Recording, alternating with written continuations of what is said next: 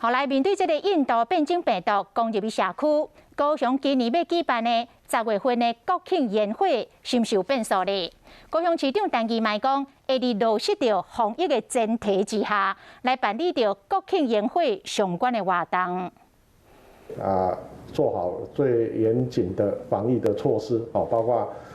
这个用分区、分流然后这个每一个固定的这个节点要用摆设椅子的方式来保持社交距离来落实整个防疫的管理这一点也请大家放心我们也会随着疫情来做调整。这个部分也跟市民。目前这个国庆宴会活动继续在筹办当中，是不是要开放着观众入场来观看？陈其迈讲，会针对着办宴会地区的每一个所在，拢来做人流的管制，来放椅保持着社交距离。坐定了后，就会当来看国庆宴会，袂有群聚的风险。